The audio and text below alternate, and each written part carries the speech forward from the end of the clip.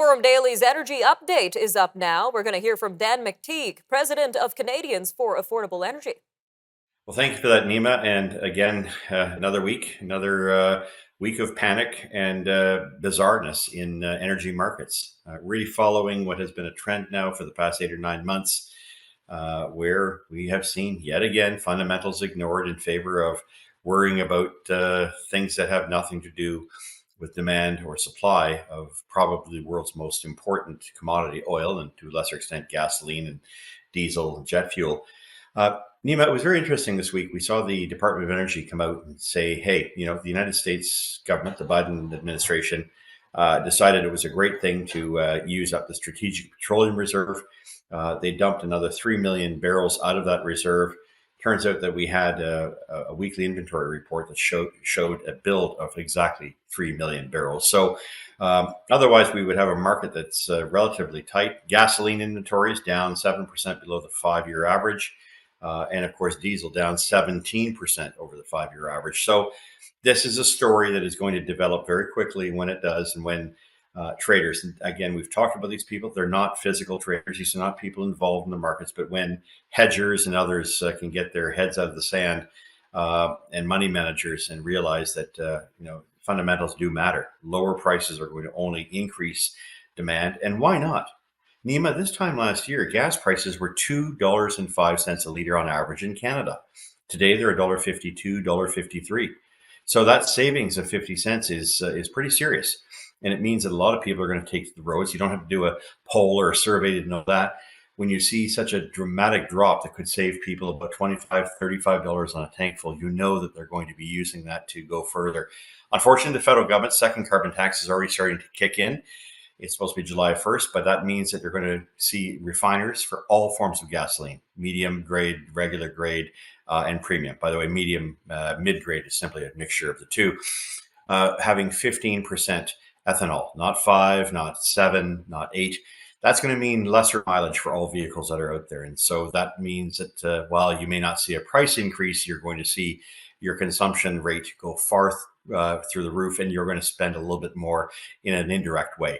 So that means, of course, that we'll also see inflation ease. Yes, here you heard it first. Gasoline is the marker for inflation in this country. And of course, the Bank of Canada doesn't want to recognize the carbon tax at 10, 11% is inflationary, much higher than its 2% target.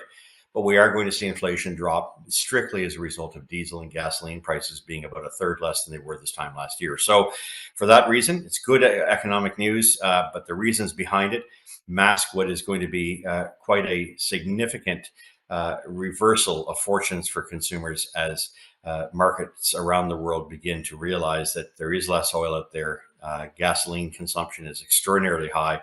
Diesel consumption very high, but supply is alarmingly low. And we're in the middle of summer. We're only starting to get the kickoff towards the May 24 weekend. So I would expect the outlook for this week to be, again, one of worrying about regulators in the United States, worrying about regional banks, worrying about the Fed. There will be a whole host of excuses, but slowly but surely those excuses will come to an end. I say the Memorial Day long weekend in the United States, and of course the May 24 long weekend. After that, I predict that we are going to see between May 24 and about the first week of July a net increase of about 20 cents a liter across Canada. So brace for it.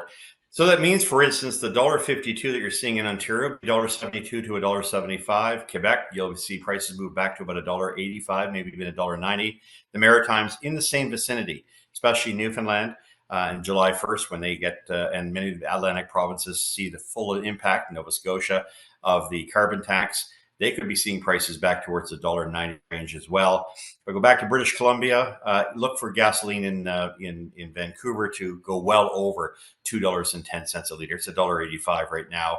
Same for Victoria. The rest of BC interior, you'll be holding the $1.80 range. And of course, Alberta with the cheapest prices as a result of no tax, at least as far as we know. Considering the election outcome hasn't been decided, they'll stay in the $1.60, $1.55 range maximum, whereas Saskatchewan and Manitoba will stay in about the $1.70, $1.75 range. That's as far as we can see it for now, but I'm not expecting anything great this week, up and down a few pennies. Stuff doesn't really get real, Nima, until likely the final week of May. Well, as usual, lots to consider, Dan. That was Forum Daily's Energy Update with Dan McTeague, president of Canadians for Affordable Energy.